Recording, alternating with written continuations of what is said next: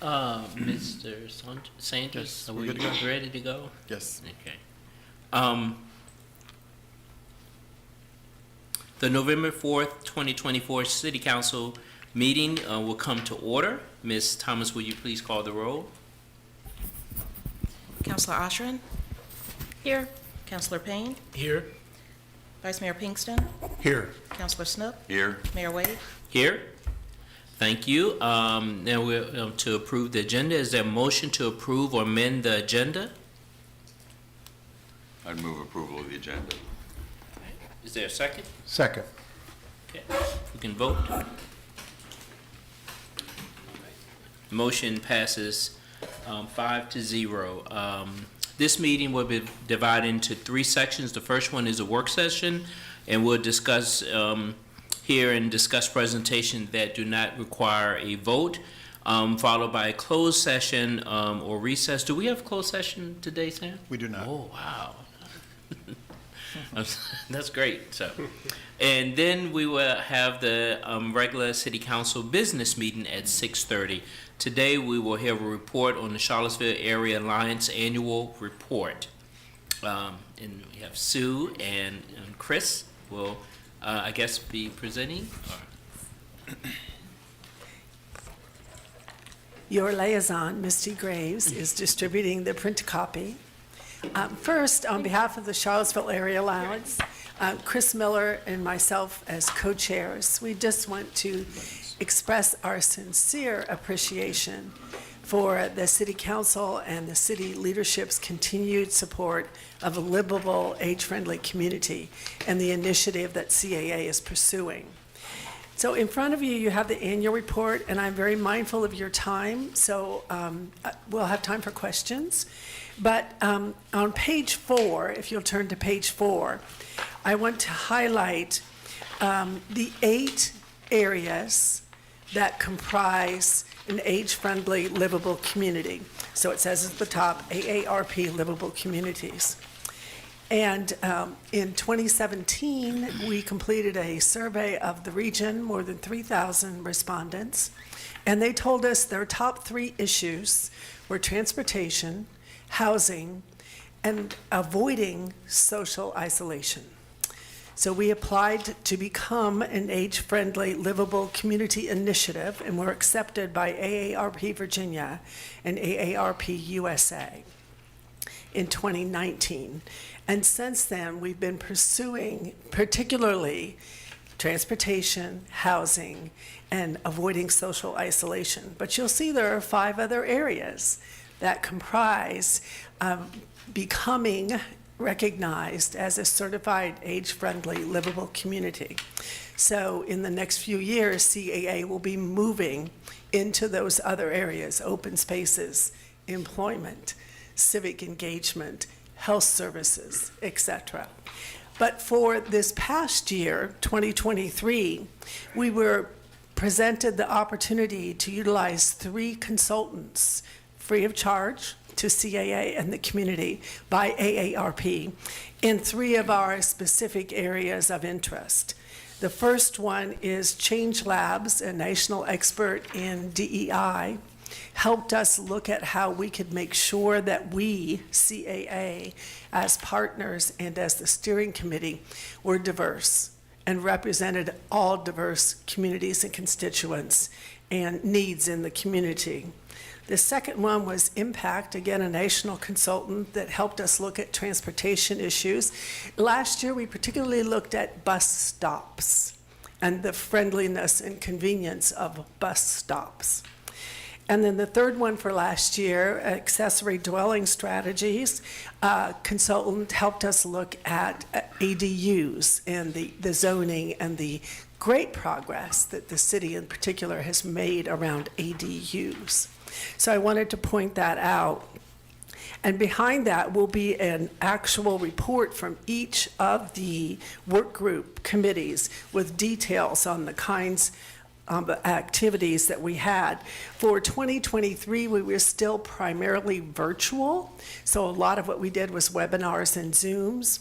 But as you'll hear from Chris Miller, in 2024, we really moved into in-person.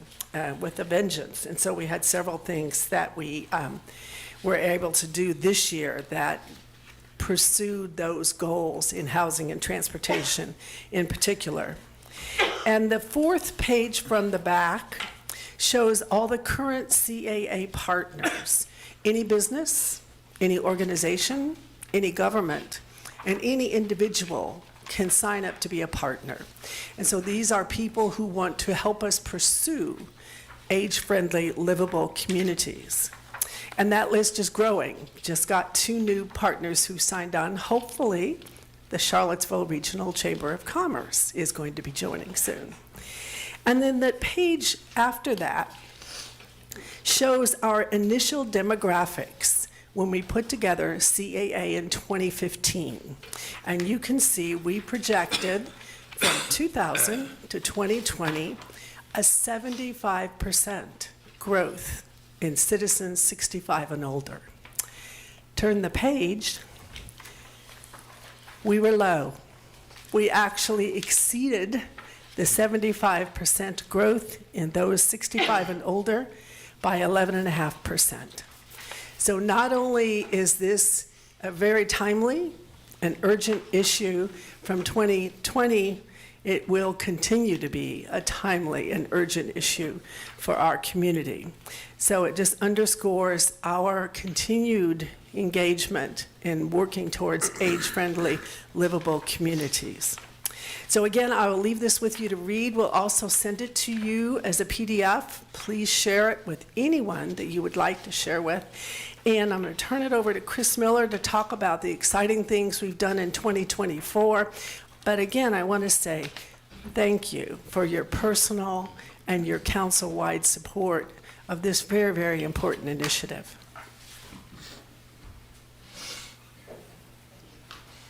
Hi, everyone. My name Hello. is Chris Miller, and Sue and I, as you know, are co-chairs for the CAA.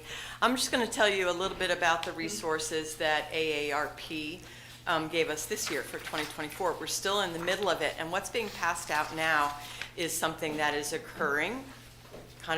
It started last week and it's occurring through November, so I wanted to give you all an opportunity to join us. So let me backtrack. So we got the technical resources from AARP.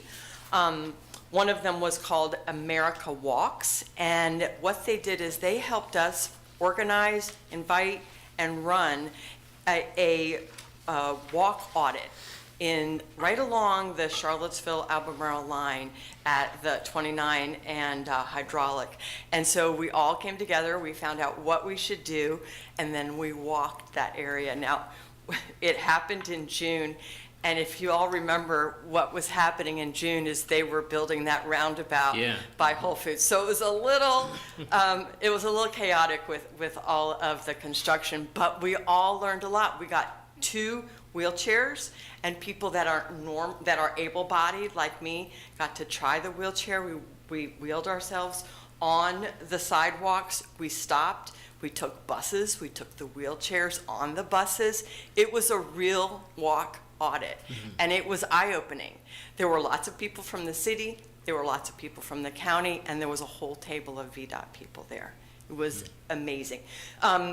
It's possible that you all got the report from that, but I just wanted to emphasize it was great. Now, what's happened as a result of that is we are doing these webinars that I just passed around. So there's a real interest. There was a real let's grab this interest and not let it go and make action items out of it. So we had our first webinar last week. There are 3 more coming up. We will share them with Misty and hopefully with the broader group. But I just it's very exciting for me that CAA is just this group, this coalition of people, and with AARP and these resources, we're able to make changes. And so I hope that when the final report comes out at the end of the webinars that you all will read them and get some real good things to do in our community. So I just want to also touch base on the second resource that was provided to us. It was called MPAC, which which helped us last year with the bus stops. And this year, they helped organize a bus ride. So she came down, the woman who, Sarah, who was in charge, and we invited people who walk along the street. You know, they were with the organization where we met, but also people that do this for a living. So it was. So Chris, quickly, is this impact the Coalition of the Churches, that impact? No. It is not. It's Okay. actually MPAC, not Right. Impact. Okay. Close. Yeah. So anyway, this very varied group of people took a bus. They came downtown. They listened to a presentation. They ate lunch, and they went back. The report from that trip is currently being written, and we will share it with you. Some of the things that we noticed were when they went back, I did not go on it, so this is all hearsay. When they went to the bus stop to go back to the original destination, the bus stop had no signage on it about when the bus would come and the routes on it. So those are things that are pretty, I would say, easy action items Yeah. that will make riding the bus easier for people that don't have smartphones. And so, anyway, the whole report's going to come out again. It's something that I'm very proud of, that with AARP's help and impact, CAA hopefully is providing you information that you can take and move forward with. Okay. And then the webinar. So we did a walk audit, we did a bus trip, and then the webinars, and we'll share all that information with you. Do you have any questions? I just have a comment. I'm turning to the page here with all your partners. This is a great page where you really, I like the different colors and things like that. So anyway, it looks good, but I would also recommend that you, not that they have to be part of it, but you talk with the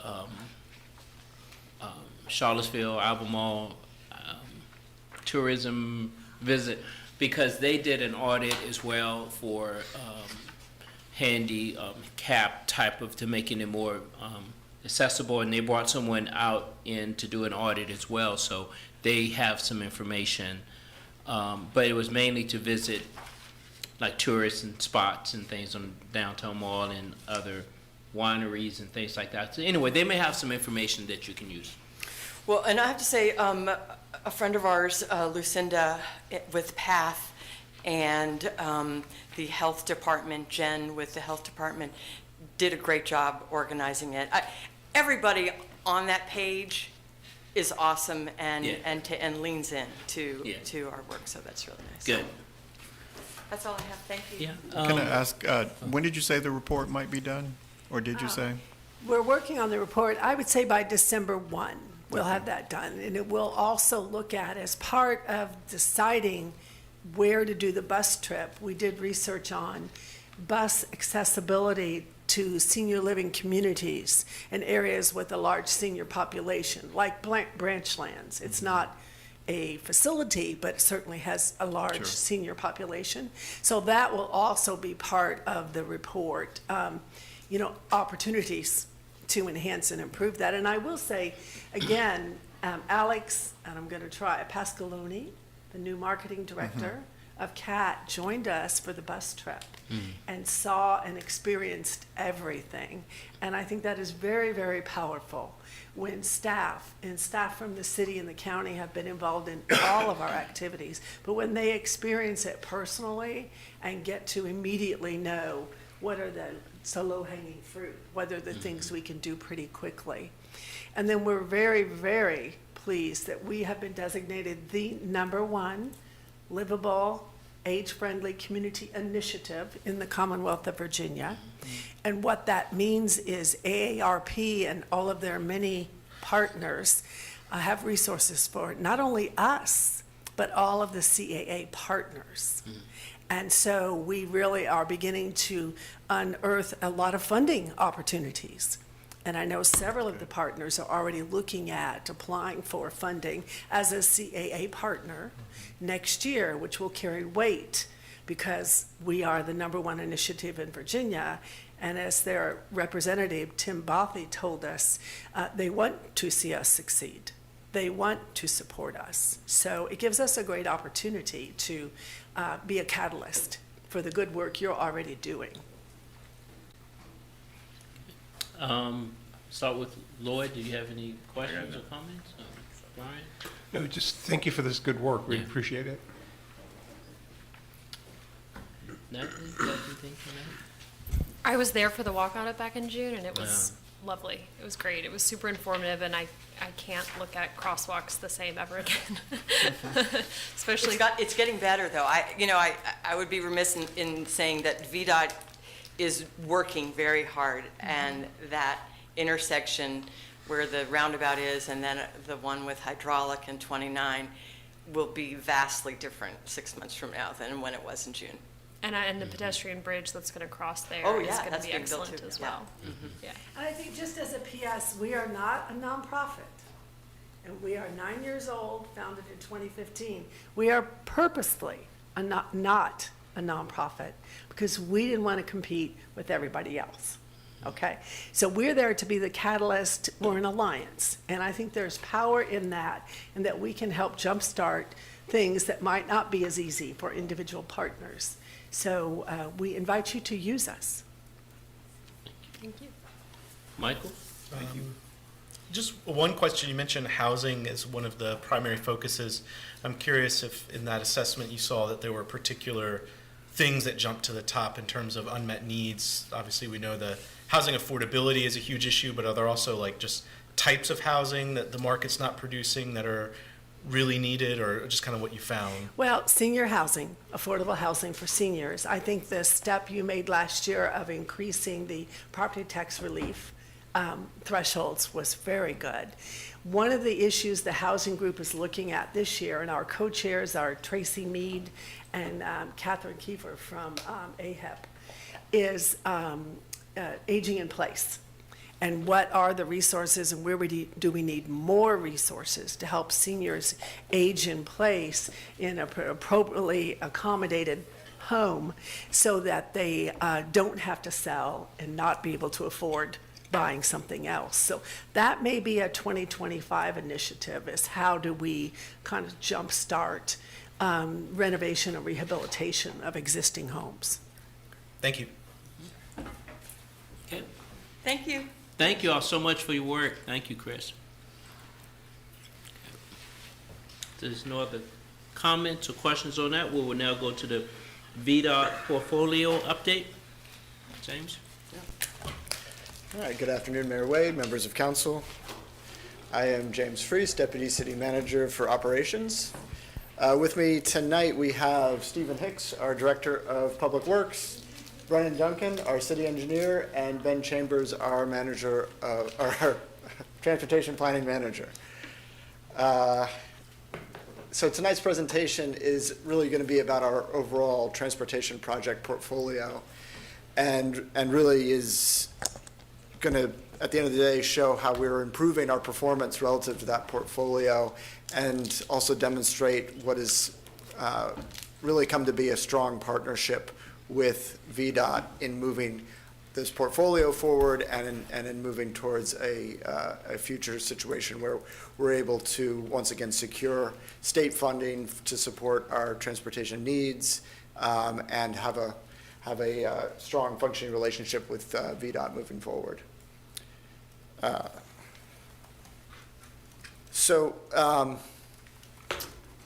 This past summer, as we were preparing for or working with VDOT on this, on looking at our Smart Scale program in particular, one of the things that was discovered was that the estimates for these projects, many of which were quite old, were now out of line with kind of current estimates of where those project costs are now estimated to be, reflecting both the years that have passed since these projects were first submitted, but also increasing costs of construction, and in particular, increasing costs for acquisition of right-of-way. So we saw a significant differential there. And so we've taken two strategies towards addressing those costs. One of those strategies is to reduce project scope. And this presentation is going to go through each one of these transportation projects, kind of touching on each one and show what work we've done. And then the other strategy is to outright cancel some of those projects, projects that had not yet had any funding spent towards their implementation, but canceling those projects so that funding could be redistributed to those projects that we are carrying forward with.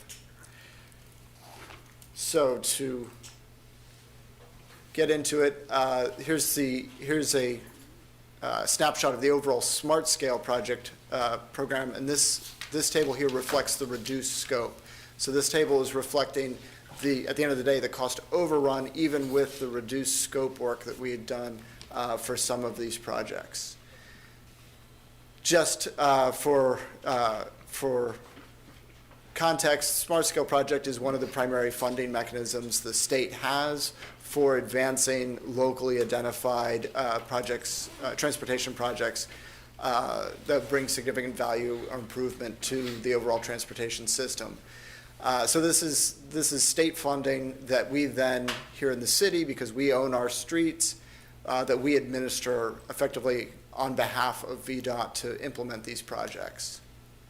So you can see here we have a total project estimate of 55 million originally, a revised estimate of almost 71.5 million, and therefore a shortfall of nearly $18 million in this overall program. And again, this is after we've reduced scope on some of these projects. Yep, go ahead. Question just to clarify, CON is construction, ROW is right-of-way, and PE is? Engineering. Thanks. Yeah. So yeah, the first one is really the design phase, right-of-way acquisition, and then construction phase. So one of the things to note is that if you cancel a project that you've already begun, you owe VDOT money at the end of the day. And so that number there, 4.8 million, is the number that we would owe should we decide to cancel one of those projects that's already begun. Notably, one of those projects that's not begun is the Emmett Street Phase 2 project, which we'll describe here in a moment, which had a value of around 20.5 million, which therefore covers the shortfall that we have remaining. So to dive into each one of these projects individually, one of the kind of critical projects that we have right now is the Emmett Streetscape project. This is phase 1 of our overall improvement to Emmett. It runs from the intersection with Ivy through to the intersection with Arlington Boulevard. This project was originally estimated a total of nearly 18 million. The revised estimate came in at 23 for a shortfall of 5.2 million. So this is one of those projects where we're going to put money into it to make up that shortfall so that this project can move forward. This is an critically important project because it's in partnership with UVA and is improving particularly our pedestrian and bicyclist infrastructure on this critical corridor that is heavily used by students, but also by faculty, staff, and so on, who are making use of the parking in that section of the UVA campus and then accessing the main campus. Main grounds, I should say, right? I Yes. know Smart Scale is, Smart Scale dollars are going towards this project. Is any money coming directly from UVA for this project? Yeah, UVA is contributing, let's see, 2.5, total of 5 million, but they're contributing a total of 5 million into this portfolio. I believe 2.5 million of that are going into this project, and then they also contributed the right-of-way necessary. And just for the public appreciation, that $5 million is the money that we went back to UVA and requested that they allow to be used elsewhere, meaning here, when the West Main project was canceled because they had made a cash contribution commitment to that particular project. Thank And that 5 million itself was actually from the Brandon Avenue Correct. project, wasn't it? I think it Rory's was. going no, but that's what I've been told, getting a yes from behind Rory, so I don't know. So I will note I think that it was generated that way and committed differently is what it amounts to. I have the team here with me to help answer questions, so at points I will likely defer to them, and one of them will jump up to answer questions. Just Somebody want in to, here knows the answer. sure, Always true. I just wanted to point out for the public benefit of, previously you heard that there was cash coming from UVA in association with the West Main project when that was canceled, that led to a conversation where I asked that that money not be rescinded, that it be allowed to still be deployed, and we got that commitment from UVA, to which we have received half of the funds, and we'll get the other half once we get this portfolio moving again. I also want to note that for the public who are seeing this slide, if you go onto our Public Works website, there is a tab for transportation, and I believe now, Stephen, these are available online? They're finalizing, we didn't get to get them all done. Not quite yet. Everything ready to print. But shortly, you'll be able, by the end of the week, you will be able to go on and you'll see this slide, and you'll be able to click on that link down in the bottom corner there and get linked back to a project location on an actual Google map. And of course, you'll also be able to find there the email address for the project manager. So great information available here for the public. And when it says project start date, that means engineering and design. In that, go ahead. Stephen Hicks, Public Works Director. That date meant that, yes, that's when funds were available, and the P, which is preliminary engineering authorization, was to design. And so that's an indication that this project's been under design since 2016. Okay, thank you. We can't make it. When was it first approved? Well, it's gonna finish. That would be, probably the funding was available in 2014, but then it wasn't authorized until 2016 through VDOT. Right. 10 years waiting, yeah. Right. And so again, you get a sense of why costs may have escalated since the project was originally budgeted. To be clear, it's not that it was being designed that whole time, it just sat, Yes. which is, Well, no, I would say I that mean, it's not like 6 years' worth of design effort. there's, to be honest, there's probably a variety of actions that have been taken on all of the different projects, not necessarily leading to a significant demonstration if we're ready to go, because we're not ready to go. But we have expended funds at different places on different things and some things we would probably have to start all over again, to be honest. Yeah. So fits and starts. Yes, is probably the best way to say Okay. that.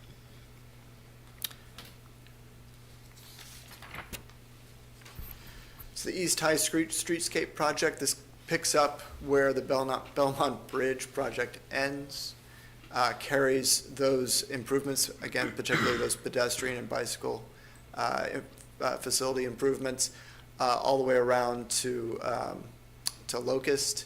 Also includes a stretch of Market Street, here basically right outside our Market Street door.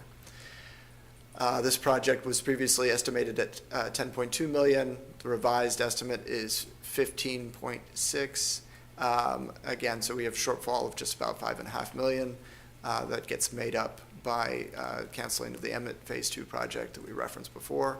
This project began in 2016. We're aiming for completion in winter of 2028.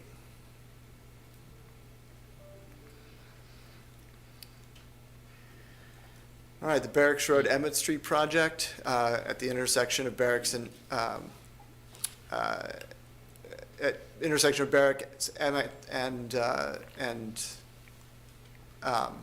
this is the same road that it continues on and becomes Preston at the top of the hill. So this is Barracks Road from Emmett to Hilltop Road.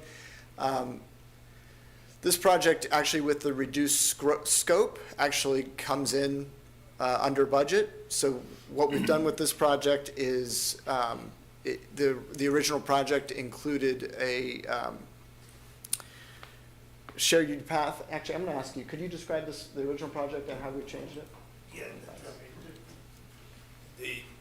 I'd rather have Brennan share the details of it, because I'm sure there'll be follow-up questions, because we're reducing the scope and he's the brain behind it. Hi, Council. Brennan Duncan, City Engineer. So the reduction of this project, again, we were well over with the original revised estimate. I think it was close to 8 million before we kind of revised the scope here.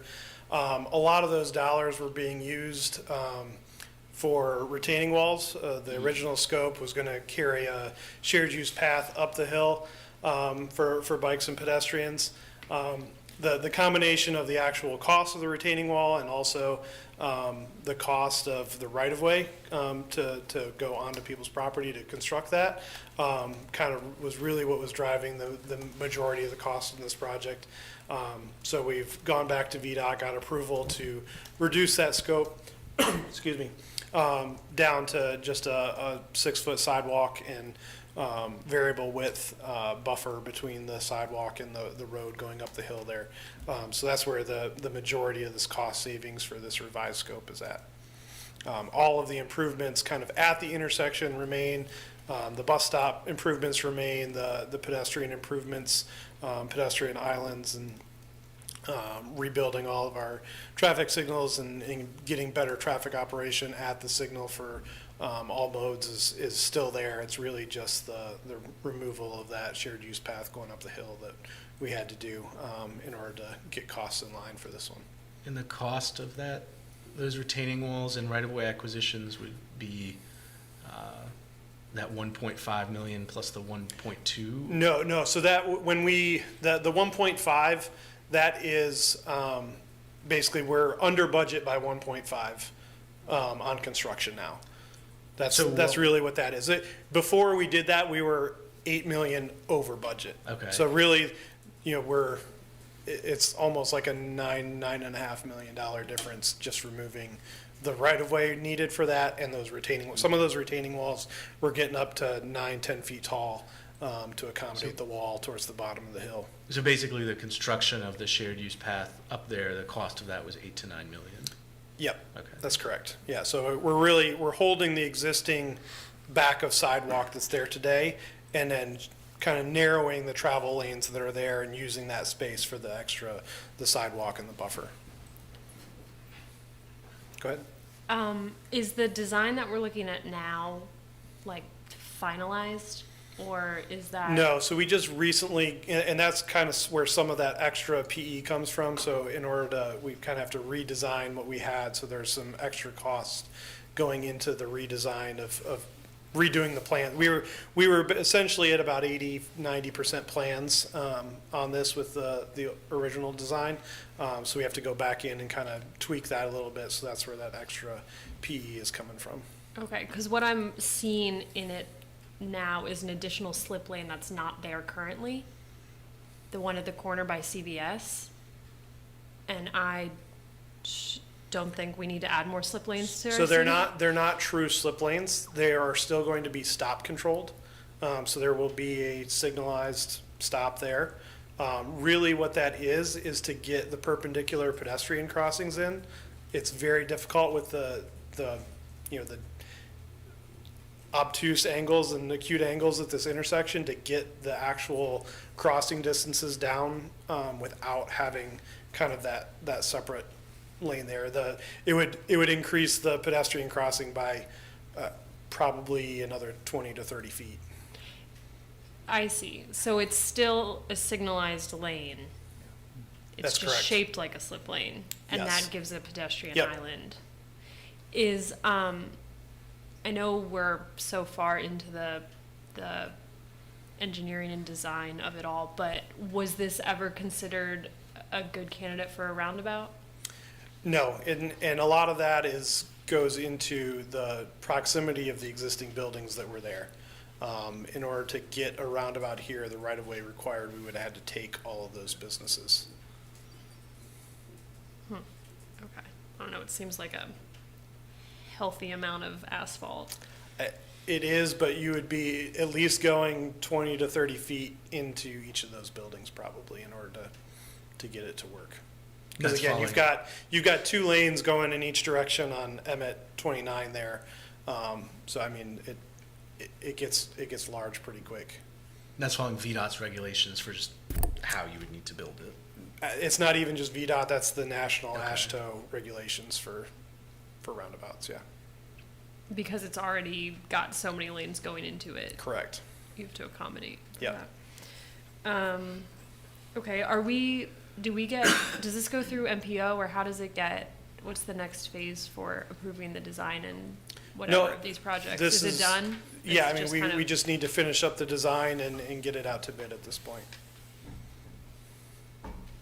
There will be some, there won't be as much right-of-way, but there will be some temporary construction easements and that kind of stuff, which will take a little bit of time. But the other thing I forgot to mention was by removing the wall, there was other Dominion and Brightspeed, power poles and stuff that were gonna have to be moved. So we've also removed the time and the costs associated with those utility relocations. Are there going to be any bollards or gates or anything on the pedestrian islands to protect the people who are standing there or rolling there? Not to my knowledge. Can we We look into can, we that? can look at that. That would be great. Yeah. Each one of those islands is elevated, right? Yes. Yeah, so that they're not flush or anything like that. Sure, still, cars can mount curbs pretty easily. All right, any other questions on the design of this project? No.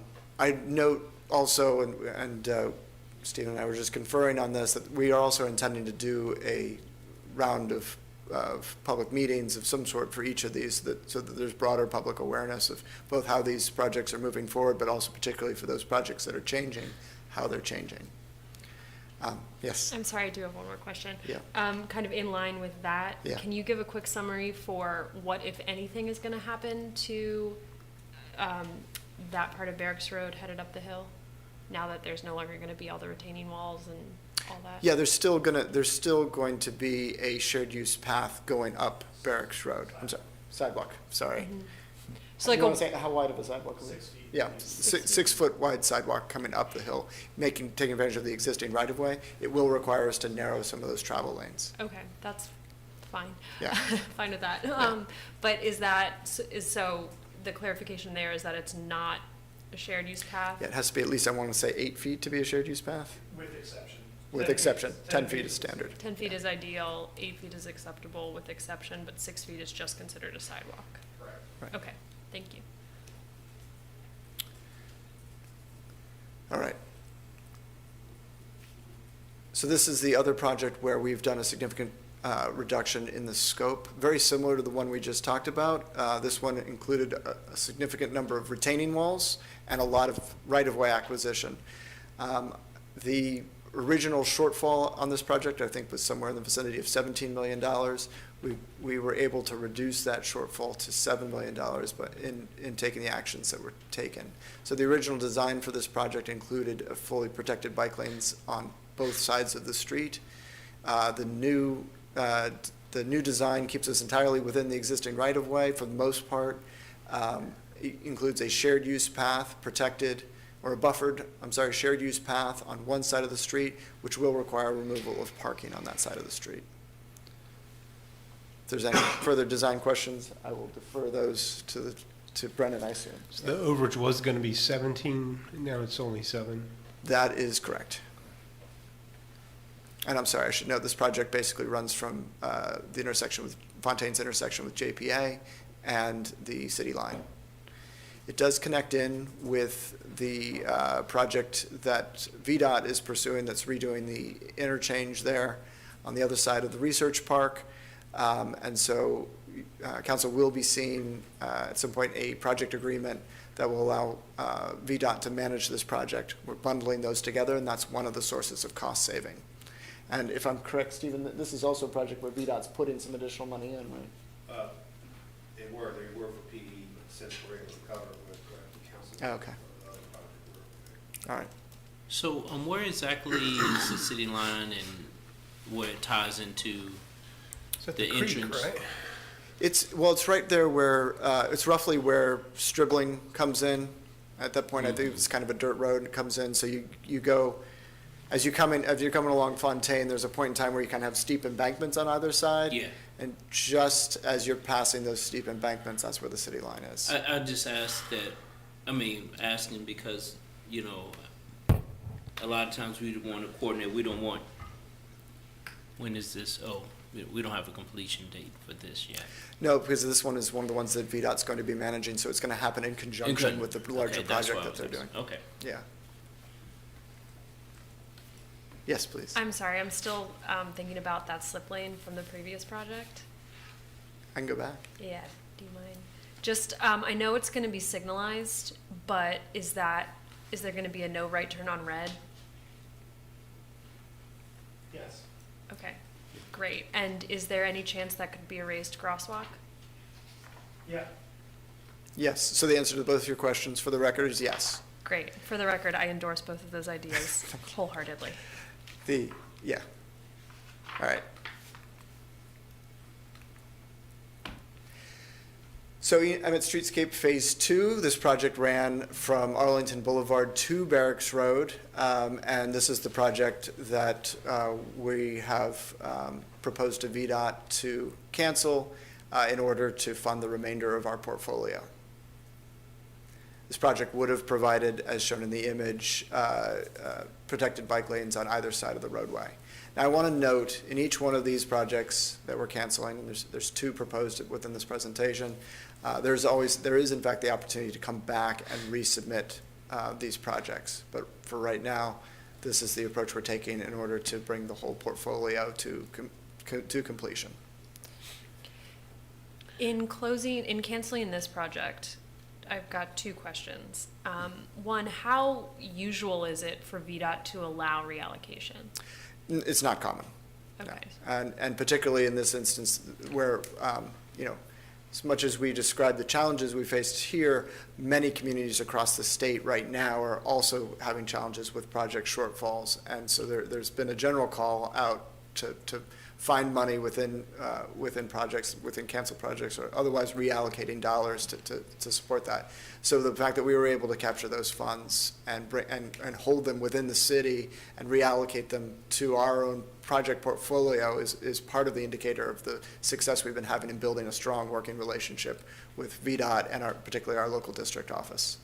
Okay, that's good to hear. And then, are there any plans to, since we can't do this full project as proposed and pictured here, are there any plans to, in the meantime, do any upgrades to this road for bike ped infrastructure? I'm going to defer that to any. I would say that we don't currently have any plans for those upgrades. No, we don't currently have any plans to upgrade, but it's certainly something we potentially could look at, but I'm not going to make a commitment at this point in time. Sure, but we could keep that in mind for paint Right. and plastic while we reapply. Right. Anything possible to make it better. Yep.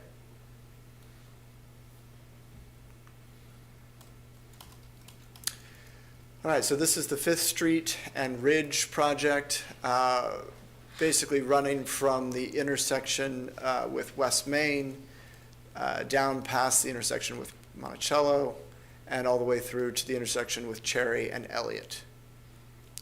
Primarily, the improvements were at the intersection with Cherry and Elliott. This project also had we were projecting a significant increase in costs, and so this is another project within the portfolio that we're proposing at this time to cancel. What was do you recall the shortfall? I don't, thanks, Brian. So this one, we hadn't even gotten an engineer kind of on board yet to do kind of an estimate for this. So all we had on this one was the estimate that was provided to VDOT when we asked for the funds. Okay. But again, based on the other projects and where those dollars were coming in, this one was probably going to end up being, a $10 to $15 million, overage if we were going to keep the original design, even with a reduced design. We're probably going to see, an overage of some kind. We just don't know that exact number. Got it, yeah. I was really surprised, and I've been on council 3 years, and I think I must not have been paying attention, but the first time I ever recall seeing this design was a month ago. That's a pretty intense, ambitious project. So I hope we can come back to that at some point, but it does seem wise to wait. Yeah, because for this one, I wouldn't want to really cut it back. Yeah, we I want to mean, be yeah. really thoughtful about Yeah, how we when went about it. when we do it. Right, and in the very short period of time we've had to kind of explore alternatives, we worked to see if there was some alternative that we might be able to carry forward, but understanding that when you get smart scale money, you have to get approval of changes to that, and the changes still have to essentially meet the intent and objective of the original project. And there were significant questions around our ability to do that with the change with significant changes in design. Yeah. And one of the reasons that project, I mean, the part of that project is like road widening and making it more car friendly. And Yeah. yes, there were multimodal improvements alongside that, but it also made it more of a car throughway and highway, kind of more what's now feels like a local street. So, right? Am I right? in Yes, absolutely. that There assessment? was the addition of dedicated turn lanes, particularly again at Cherry and it's Fifth Street at that point, right there at the border where it changes over to Fifth. So yeah, if and when we want to improve that area, to nobody's surprise, I'm gonna definitely champion the bike lane and pedestrian improvements as the best way to reduce congestion and not widening roads to accommodate additional cars, which just induces demand. All right, so on top of our smart scale portfolio, we do have a number of non-smart scale projects. So I just wanted to go through these. So there's 10 total projects that are VDOT funded, not in the smart scale program. Total of nearly $60 million. Note here, there's a budget deficit. I'm going to come back to that just in a moment. So this project is at Monticello and Second, and really at this point, this is more about kind of generating awareness of the other projects that we have going forward. So this project provides pedestrian and bicyclist safety at the intersection of Monticello and Second.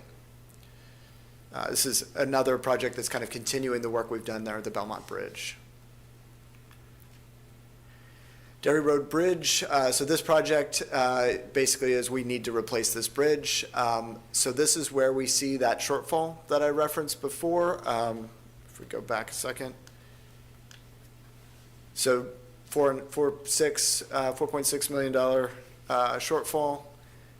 So in this instance, VDOT has agreed to provide state of good repair funding to make up that shortfall and allow this project to go forward. Again, this is an example of where we are able to partner with VDOT to move critical projects forward. This is a completed project.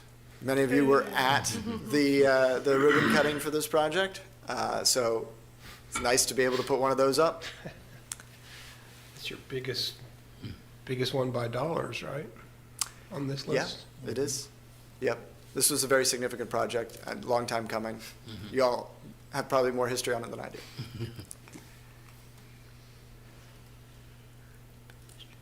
All right, this is pedestrian improvements at the intersection of Preston and Harris. I think most significantly here is this will add a pedestrian refuge.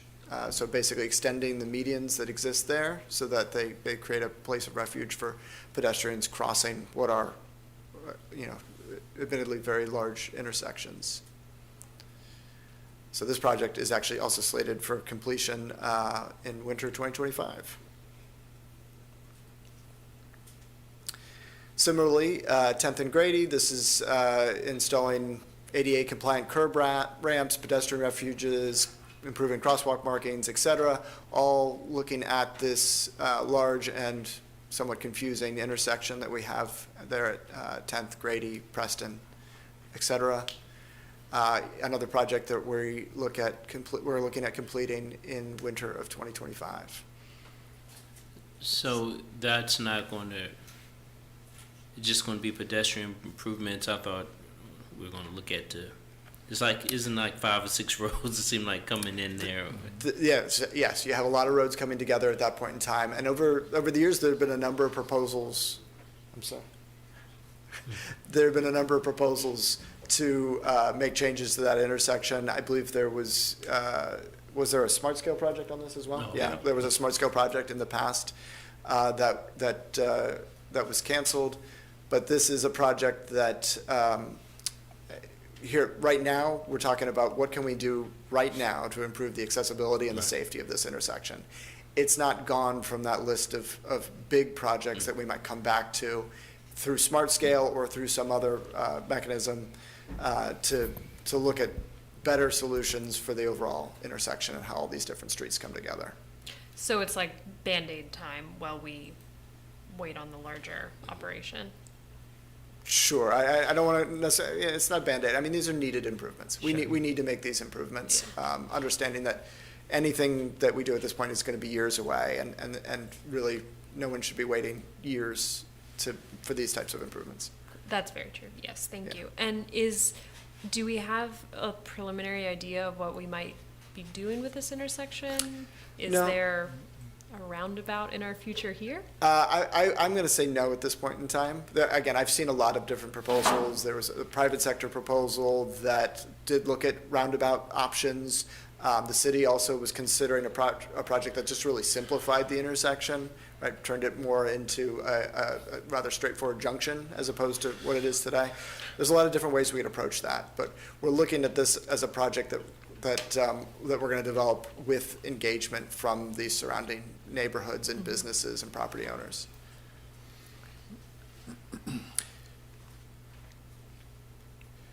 All right, this Hillcrest project, this is constructing a new sidewalk coming around that corner. So there's significant presence of school drop-off happening in this area. So this crosswalk is really about enhancing safety for students and pedestrians generally in that area.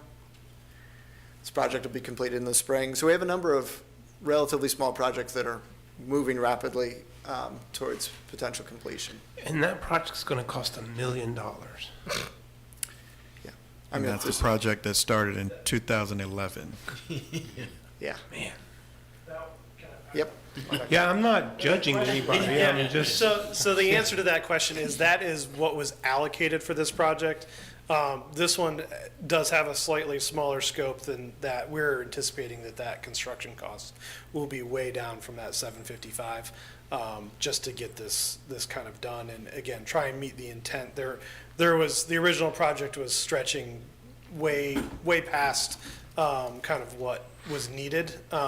And this is old enough that it actually goes back and ties to the money that was left over from the John Warner Parkway intersection. So, goodness.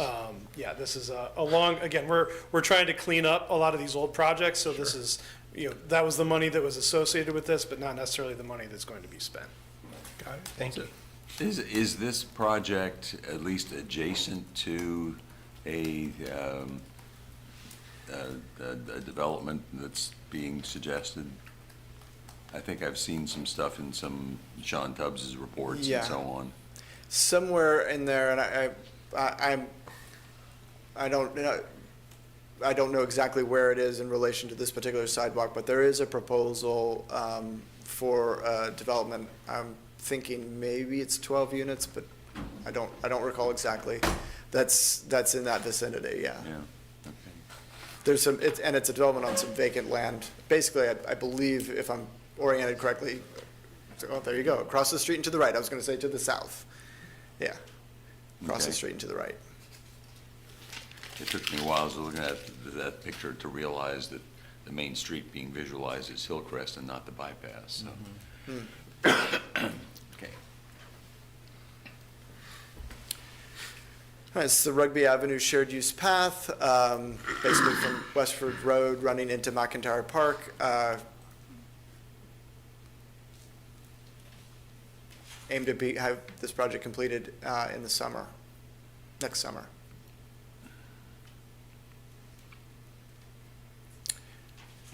All right, this is a new sidewalk, 720 feet of new sidewalk down by the, as you're approaching the intersection with 64, the interchange with 64. This project, actually, many of you probably, if you've gone by that way, you've seen this project under construction. It is nearing completion. I pass that project every time I have to go into the office. So I definitely have seen it, and what I I've also seen it, we got a comment, saying, look at all this space used for construction and the cars are moving just fine. Can we widen or put in a bike lane, or, you know, it's got, theoretically, it's protected bike lane right now, except for the entrance is blocked by a backhoe. Is there any plans to add any infrastructure there for bike accessibility and safety? There we go. Yeah, so currently that's not really a spot in our bike ped master plan that has a bike lane proposed for it in the future. There have been some discussions with the county. They're looking at having a shared use path going down Route 20, and they have been looking at this sort of area in the city as sort of a missing gap for that study. So we would look at developing any infrastructure for that shared use path in the county, sort of in tandem with them. But right now, we don't have anything moving forward because the county is sort of stalled on that project as well. So we can use this moment as our traffic study, in a sense. Potentially, yeah. Things are moving fine and there's space, so. Yep. Yeah, I mean, we know that there are things that we can do in this area. It's just a matter of making sure that we're aligned with our partners on the other side of the city-county border. So this could be something that we look at in the future as like an NPO project for Smart Scale, because it does fit that sort of cross-jurisdictional flavor. So. Yeah, cool. Thank you. All right, this project is the Meadow Creek Valley Trail. It's another project that began back in 2016, and we're aiming for completion in winter of 2027. Any questions on that? 2027 or 2025? Oh, construction starts in 2025. Yeah. Okay. Is this the one with the tunnel under the train tracks? I don't believe so. Does No. someone speak on this one? Not specifically. No. Okay. No. It's something that might, in theory, eventually connect to a tunnel. It's Yes. conceptual, yes. This project does include bridges. Yeah. So where does this stand with, I mean, just within the last month or two, I've been talking with folks about the apparent not funding the path on up to Mickey Drive because of whatever shortfalls or something. Where do we stand with all of that? So that one we were trying to get included in the VDOT roundabout project there. They kind of came back, since that was a design build, the cost differential for that person to add that to the contract was not palatable to either ourselves or VDOT. We have an engineer kind of working on a preliminary design for that right now. More than likely, it will be one of those where we may end up having to compromise the design to fit with the cost to do a wide sidewalk. It won't be able to necessarily be a multi-use path by design, but for most people, it's going to be, wide enough that they would feel comfortable. It's a fairly short distance, but just with the environmental, you've got the creek right there and stuff. The cost differential to go from a sidewalk to a multi-use path there was becoming, a hurdle that we didn't want to keep that project from moving forward. So we are moving forward with something there. We just haven't kind of finalized what that's going to be. I mean, as I recall, we were proposing to use something like $700,000 of COVID-related money because we were trying to get kids from Mickey Drive to Greenbrier School. And now we're eliminating the path to Mickey Drive, which means obviously it would be inappropriate to use the federal money from the COVID project, from the COVID funding source, because we won't be doing what the plan had been. Aren't we essentially throwing away $700,000? Do you want to speak to that one, Sam? I'm not following that one, so we'll have to check that and come back, because I'm not remembering it exactly that way. Is it connected with the parks plan? Is that the issue? No, this has just been one of those complicated projects that has woven a web that even I'm having difficulty keeping track of, because there are 3 sections, And I came back twice to ask for money, and I just don't have it clear. But we could get that cleared up for you and bring that information back. And one of the things the neighbors were talking to me about was, A, we are apparently losing $700,000 in money, and so we won't be able to build the Mickey Drive extension of that.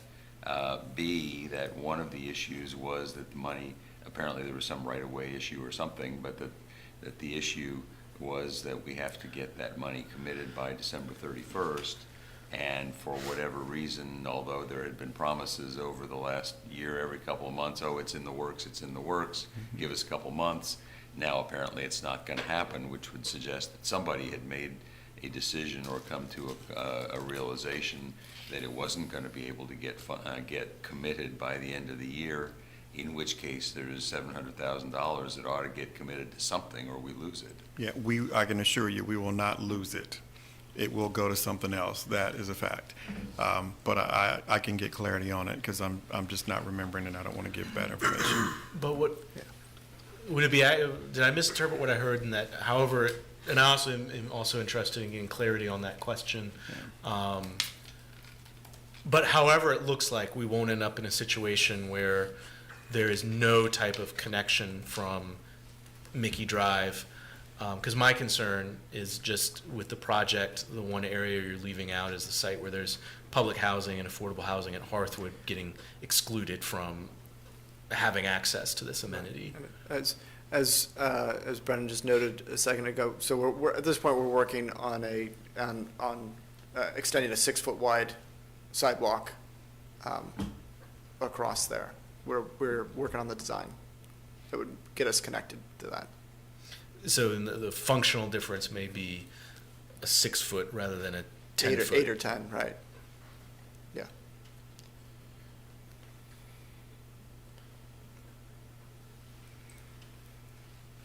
All right. This is construction of an 8-foot wide paved trail connecting Booker T. Washington Park to Madison Avenue, scheduled for completion in summer of 2025. Where is what going? I don't see what's new on that picture. Yeah, the picture doesn't show it. Can someone describe exactly where this is? No? It's sort of where the baseball park is in the park. There's a staircase that connects from the baseball park up to Madison Avenue. Correct, yeah. Okay. It's like I don't want to say railroad ties, but it reminds me of railroad ties that are forming the stairs down the side, along the street. If you think about how folks use the upper level to sled down Right. during the snow, there's a path off to the side closest to Preston. That group cleared That it goes down. recently, that's worked on the baseball field. They cleared it, did a really good job with it. Wait, I thought it was, there's already stairs leading from the baseball field up to Madison Ave, where we walked during the neighborhood walk. Is that what we're talking about? Yeah, I think Yes, it's connecting all making of an that. ADA connection right where those stairs are. Okay, so, like here. Here's the baseball field, here's the sledding hill, and then Madison Ave kind of connects to Rose Hill over here. So it's connecting at the back of Madison. There's stairs through the woods now instead of a ramp. Okay. It's not really in that picture at all. So. Yeah. No, nope, picture is misleading. I apologize for that. It's okay. Yeah. Just get there and hang it right. Yeah. All right, so in total, active VDOT projects, we have 14 total projects for a grand total of just over $131 million. So, significant investment by VDOT here in the city of Charlottesville. Those numbers don't add up, but so that's a math problem. Where's the 7259? Where's, Well, just look at the last two digits. 54 plus 98 does not equal 25. that's true. The other ones seem So- to add up okay, but Stephen, we will check that number and we'll send out a updated graphic. $100,000, when you. A few among hundred friends. amongst friends. That's exactly right. Thank you. it's off. It looks like it's off about it, And so just to clarify, for everyone listening. There's the VDOT projects, sorry, there's the smart scale projects and the non-smart scale projects, and we're getting VDOT money for both. Just because it's Yes. not smart scale doesn't mean it's locally funded. That is correct. Thank you. Which is a wonderful segue to the last part of the presentation, which is those projects that are locally funded. So we have a total of $6.2 million in locally funded projects, total of 10 projects all in. The biggest of those is the Stripling Avenue Sidewalk Project, which I know you all are very familiar. I think the main thing I want to highlight here is our schedule at this point, which shows a completion in the spring of 2027. This is one of those projects that I want to note and offer commendation to our project team for the time they've spent meeting with the neighborhood, meeting with stakeholders there to come to a design that was supported within the neighborhood and allows us to move forward with this project for completion. Any questions on Stripling before I move on? The remaining 9 projects that are locally funded are all shown here. I'm not going to go through each of these individually, but happy to make this slide or the entire presentation available to you for your reference. But you can see we have a number of projects moving forward at various stages of design and construction. Shamrock and Trail Ridge just finished up, right? Yeah. Winter 2024. It's early. Fall. Fall. Is that correct? That project did complete? I think they're still working on one corner. Okay. So the one corner to go. Just about there, though. Almost there. Yeah. So, and this is different than on the big long list of sidewalks we're working on, right? Yeah, that's a good question. How does this relate to our sidewalk priority list? The bottom Ben, four. you might have to come up. So the top ones that you're seeing, the ones that say that there is an RFQ associated with them, those are from our Safe Routes to School program. Okay. Those are places where we have done paint and plastic projects over the past couple of years, and they've been really successful, so we want to turn them into concrete. Okay. So that's what those first 5 are. The bottom 4 are from our sidewalk list. Those are the first Tier 1 projects that we've gotten under design, and we're wrapping up the 30% plans and cost estimates on those right now. That's awesome. Where's the Rugby Shirties path?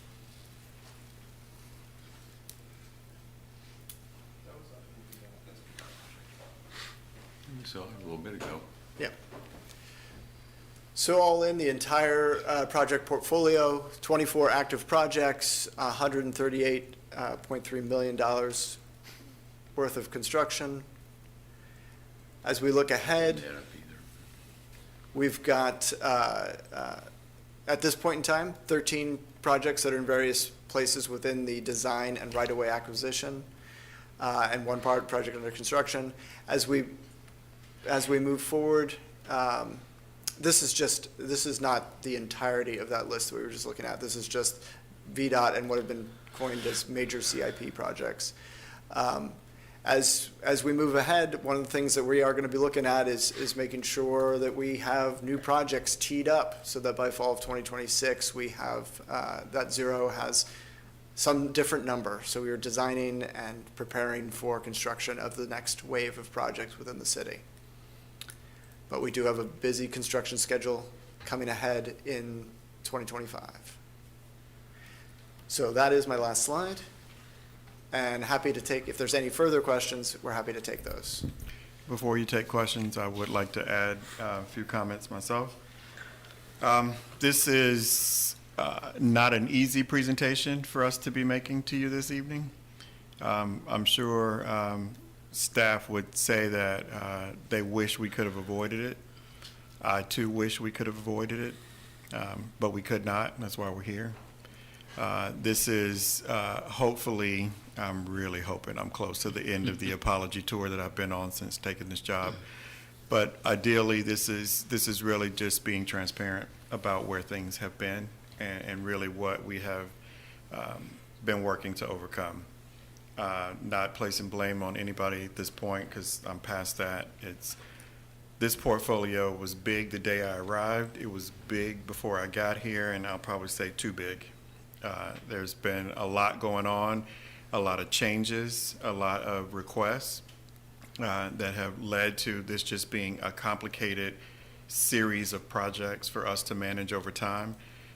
You know me to be a process person. I keep claiming to be that. I'll say to you, that's what a lot of our focus and attention is on. That's how we've gotten here to this point. It's just looking at, can we figure this out? And if we can't figure it out, then we got to come up with a workable scenario.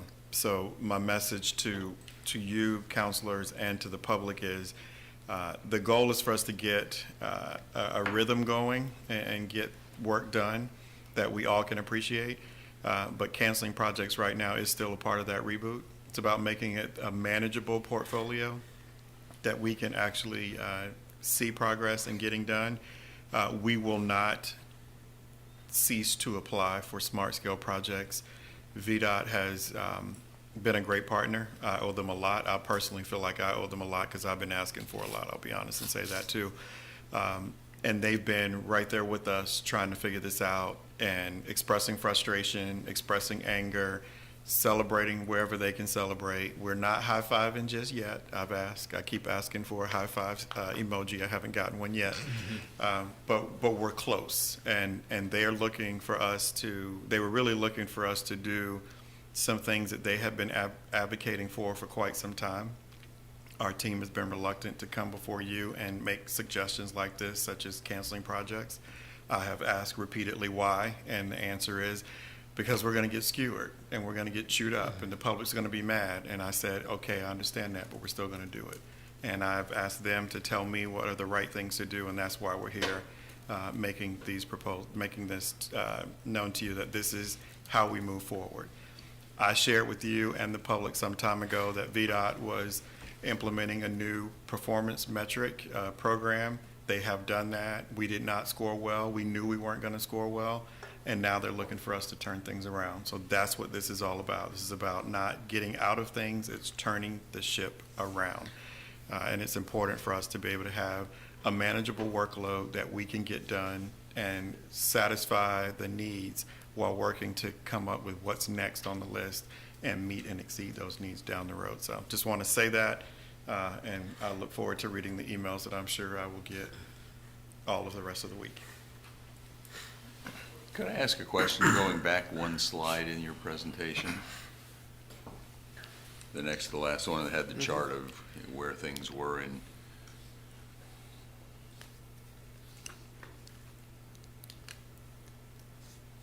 Okay, so as I'm looking at this, it looks like we've got 13 projects, well, just to sort of use round numbers here, we have 24 projects in the planning and right-of-way acquisition phase, and we've got 18 projects where we have some idea of when construction will take place.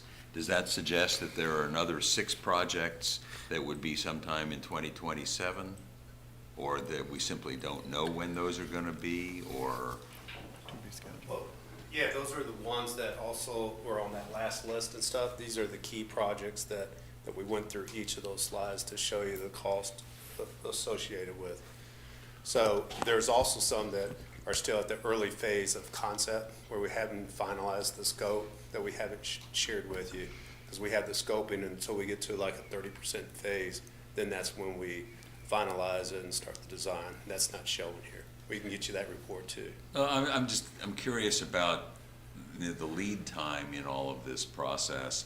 I mean, some of the projects were originally approved in 2014 and are expected to be done in 2028. Yeah.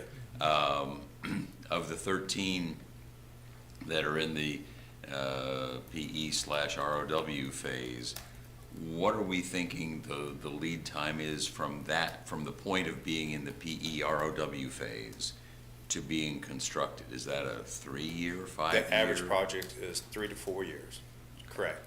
But what we've done and what the city manager requested is as soon as those funds are authorized to start, which is typically July, even prior to that, Ben's group and everyone, we're already doing the scoping in advance.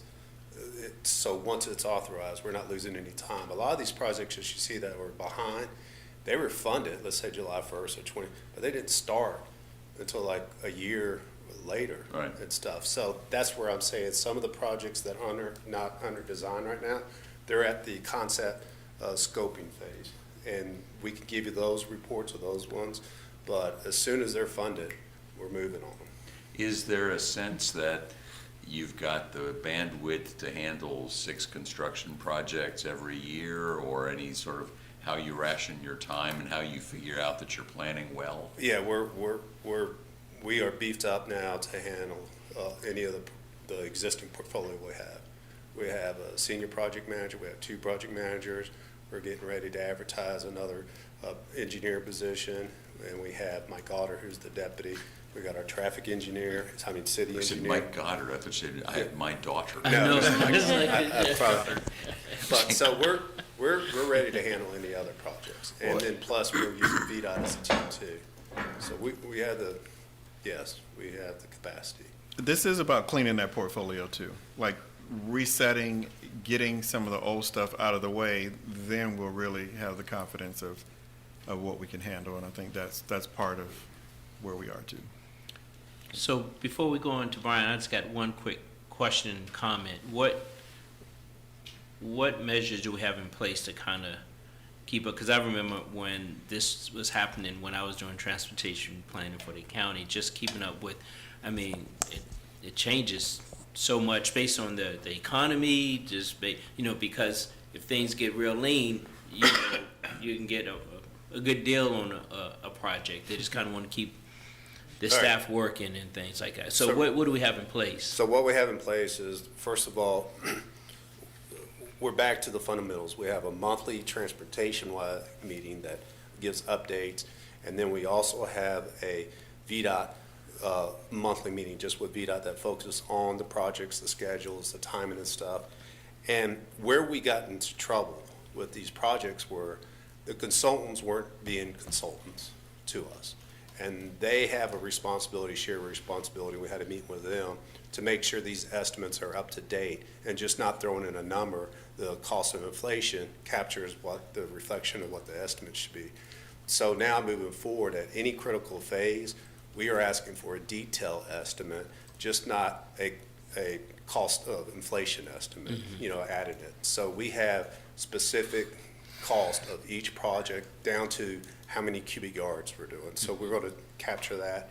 Plus, we're keeping a trend on some of the market bids that are coming in to analyze that to make sure it correlates to what ours is doing. So we have it, and plus VDOT, we have, as the city manager said, they have a performance metrics now that we have to report back to VDOT of where we are. That was earlier in the spring. I gave you all our corrective action plan, where we have to report back our status of how we're performing, and they're monitoring us to remove us from the deficiency plan that got us into this about, I would say, 4 or 5 years ago. So we have checks and balance. Sounds. Plus, we have a city manager who's making sure that we're staying on this. I'm going to switch over to Michael, and then I'll come back on this side. I guess you've been touching on it, but to provide context for the community who may be watching and curious about all this, obviously there are projects here from 2011, 2016. Where were we in terms of our on-time performance with VDOT, and what are the consequences in terms of how we relate to VDOT from that? Well, VDOT, they understand the struggles we had. And as Mr. Sanders said, we're not looking back. We have a new team. But we are deficient still and on time because we still are dealing with old projects trying to catch up. But they also have an area where you get scores for the progress you're making, and they've already noticed a big progress as in our scores moving up in those areas. We just have to get some of our projects through right away, and then once we get to construction, that's when VDOT's really going to see that we're doing a good job. But right now, we're still at that phase of cleaning up and getting projects just through design to start construction. But we're still below 30% of projects on time. But that's because we have old projects that we're trying to clean up. New projects, we're on schedule, like the Preston, 10th Grady, Dairy Road Bridge. Those projects, we're not losing any time. because we're Right. monitoring it. And again, just for context for the community, I mean, would it be fair to say that these old projects are largely the reason we couldn't apply for Smart Scale in this upcoming round, and our performance is one of the worst in the state. So I mean, canceling these projects is almost really not a choice for the city in terms of our relationship with VDOT. Correct, and even if we were to move forward with them, VDOT would want to manage them to make sure. But I think that's changing. Thank you. The only question about a specific project I had, the one that jumped out to me the most, is that Barracks Road Emmett Street project. Just because I think the reducing the scope, I think that shared use path was a big part of why so many people in the community supported it and was really the main focus of that project. And this is almost, to me, a completely different project than what the community envisioned from it. So one, there's that concern. And then two, help me understand, you said there's still, the shared use path is gone. There's still a sidewalk. Is that sidewalk going the same length as the shared use path that was originally envisioned? Like, Yeah, so I guess I'll take the first part of your question there, if I may. There was also a large part of that community who didn't like this project at all. Didn't like the fact that we were changing the tree canopy, that we were going into the hillside. So while I agree there was a lot of people that were in favor of the bike lane, there was also, it was probably 60-40 split there. As far as the sidewalk goes, really what we're trying to do is still provide a improved pedestrian facility. Right now, with the slope that's there and the existing, I'll say it's a 5-foot sidewalk, but really because of that slope and vegetation that kind of migrates out onto it right now, you know, it's maybe a 3.5 to 4 foot sidewalk. So providing an actual 6-foot sidewalk, we're also going to be, you know, shifting that curb line over, so we're narrowing the travel lanes, which will, you know, reduce speeds, hopefully, on that corridor just by narrowing it, making it, you know, a little bit closer to the other vehicles that are going up and down the hill, and provide that buffer so that the people who are on the sidewalk aren't right up next to the vehicles. and that sidewalk is the not the width, but just the extent of how The far length of it goes. still extends to Hilltop, yes. Yeah, I mean, and I don't know what the ideal solution would even be in the context of needing to cancel projects, but I mean, I do think, I mean, my impression of the community support for it is different. I mean, there were a small group of wealthy, well-resourced individuals who were opposed to it, but I think the overwhelming majority of bike ped advocates in the community saw it as a very positive thing and very critical to building a linkage to Barracks if there's ever going to be, you know, a goal of having that corridor developed into a more mixed-use environment that's not just, you know, a vehicular area dominated by drive-throughs. So that to me is the most unfortunate one, but I don't know what the ideal path forward would be.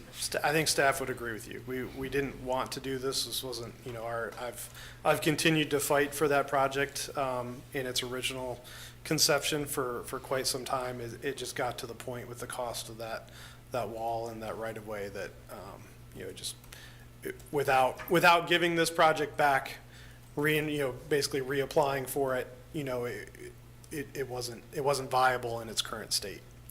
In the final question on that point, for that project, was the cost escalation, was it overwhelmingly driven by increases in right-of-way acquisition? Not overwhelmingly. I mean, there was a huge construction increase over COVID across the board. I mean, statewide, nationwide, costs went up in some places 200%. So, you know, right away was a portion of it, but it was not necessarily the, you know, of the 8 million that we were over. I want to say, you know, the right of way cost we saved was maybe 2 or 3 million of that. Okay. So it was still, you know, $5 million retaining wall essentially for that project. Thank you. That's all I have. Natalie? Yeah, thank you. I do also lament the loss of that, that shared use path. How, this might be too fine a question for off the top of your head, but how wide is that road now where we can't find 2 more feet? Like, is it already? So it doesn't, the 8 feet is misleading. So in order to actually be a shared use path, you need 8 foot minimum, but then you need 2 feet of shoulder on either side. Because you gotta have, it's just per the guidance to actually be a shared use path. So really, you would need, at minimum 12 feet. So it's really not 2 feet, it's 6 feet that we're missing in order to make that shared use path Okay. happen. And would it be possible to just have an 8-foot sidewalk? We could, then we're still getting into the right-of-way and building, even if it's just a 2-foot retaining wall or something, you're still gonna be adding costs to the point where we may not be able to do that project in its current budget. Okay. Something I want to kind of chime in on what the city manager was saying was that I think the difference between what this team is doing and what might have happened in the past is that we're able to reallocate and we're not just seeding. We are remanaging, reorganizing. We have a team that is using the resources that we do have well, and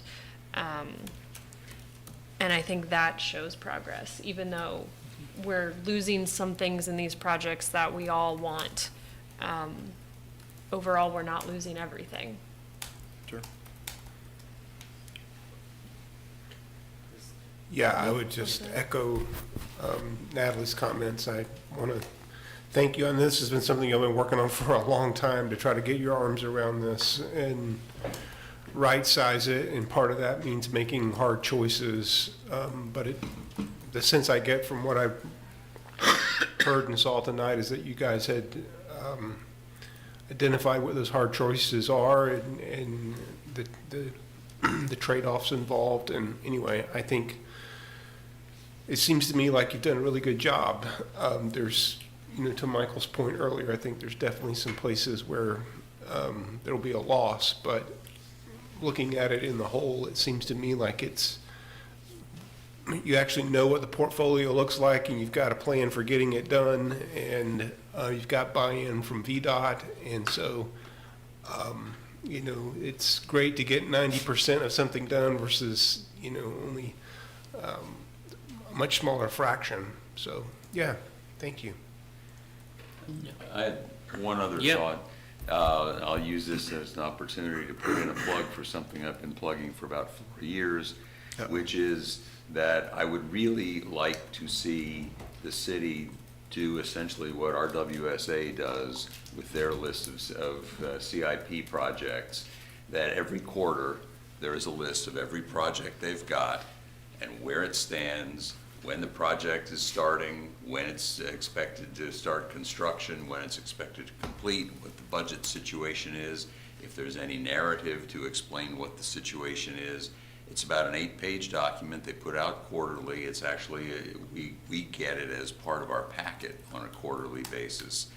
And if something like that could be available to us, to the public, I would bet that probably half of the calls and emails that I get are people wanting to know where a certain project is in the pipeline.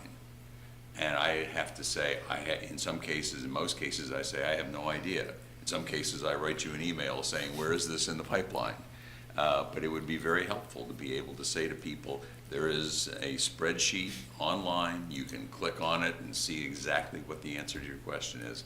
And we've got a great model from RWSA. Yeah. Go ahead. I'll let you say. Well, I mean, I was going to express my agreement. I think that's something that's within the realm of what we can accomplish. I think what you we've were been going to say talking the same about, thing as yes. well. I hope that the updated website with the transportation of projects at least shown on it, as per the slides that we've been showing tonight, is a step in that direction. but I can appreciate a single source is also something we should be able to accomplish. Well, also that it describes for each project Yes, where you are. yeah, status, Yeah, yeah, absolutely. thank you. Last editorial comment. Yeah, no, I don't have any questions. I appreciate your work. Someone who's been on the other end getting those estimates, I know it's really, really hard, particularly working with consultants when, we didn't have the staff. So I understand and appreciate the work that you all are doing. And I think your new steps to meet monthly, that's really good. You'll be able to stay on top of it then. So future councils won't be dealing with this. So thank you. Any other questions or comments, Sam? I'll refrain. Just note, credit to the Yeah. staff here that joined me here tonight, and of course their staff who aren't here with us tonight, but the project management team, and everybody else involved. There's just real progress being made. We can think back about where we were in the past and the challenges we were facing, but we are in a different place today, and we really have set the stage for the success of this program going forward. Well, you brought the right crew. You said you're going to need them all, and they all had to chime in. Absolutely. So, Yep. Thank you. Okay, thank you all so much. Appreciate it. So I think we'll adjourn until 6:30. It's no closed session. So thank you.